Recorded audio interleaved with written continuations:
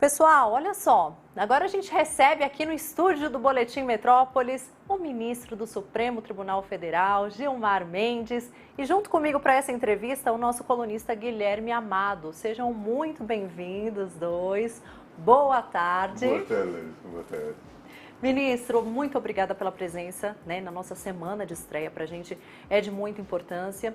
E eu já posso começar a pergunta, Amado? Por favor. Por favor, então vamos lá que eu já quero começar perguntando. Faltam 2 meses para as eleições, A gente vê uma disputa polarizada. Os ataques de alguns grupos acabam atingindo as instituições, sejam colocando em dúvida a credibilidade do sistema eleitoral ou até mesmo questionando a imparcialidade da justiça. O risco à democracia é real, ministro? Eu tenho respondido frequentemente essa pergunta no Brasil e no exterior. Eu tenho a impressão que, de alguma forma, há um discurso que nós vimos muito constante desde 2019, nessa linha de que eu não aceito limites, de que eu delego, eu autorizo, significando que a democracia constitucional, tal como nós a conhecemos, teria que ser derrotada. Nós vimos isso. E acho que, de alguma forma, houve uma certa resiliência por parte das instituições, e as instituições se mantiveram íntegras. Supremo, TSE, o discurso atingia também o Congresso Nacional. Umas mais que outras, né, ministro? Umas mais íntegras que outras. Isso, não é?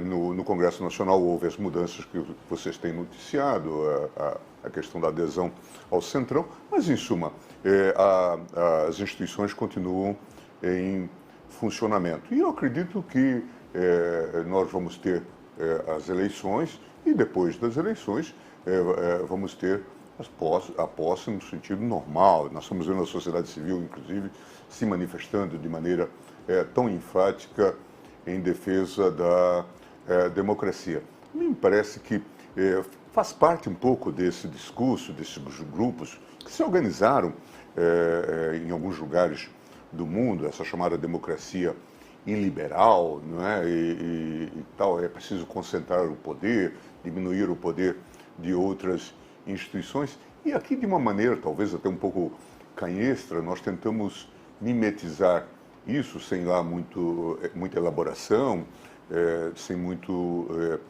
talento, e ficamos um pouco numa versão pastelão, desse modelo. Essa é a minha perspectiva. Acho que não há clima para interrupção no processo democrático. Nós estamos vendo todo mundo dedicado às eleições, nos estados, nos municípios, as coligações se fazendo, as mais diversas, não é? A tal desconfiança que também se alimenta contra o sistema eleitoral.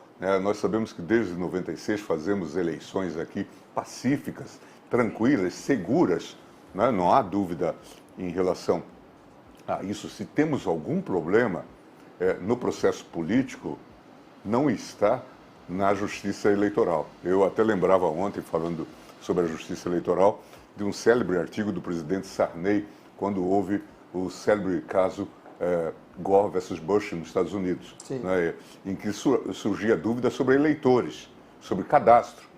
E aí eu lembrava do trabalho que foi realizado até por meu antecessor na cadeira, ministro Nery da Silveira, no TSE, em que ele fez o cadastramento nacional dos eleitores para dar solidez ao sistema que seria depois implantado, o sistema eletrônico. E o presidente Sarney, depois de ver o episódio dos Estados Unidos, com toda aquela confusão na Flórida sobre os eleitores, escreveu: chame o Nery. Não é? Quer dizer, tipo assim, busque inspiração no Brasil. No Brasil. Não é? Então, é bom ver isso, eu tenho dito isso, se há uma coisa que dá certo no Brasil, e deu certo, é a justiça eleitoral com esse sistema todo.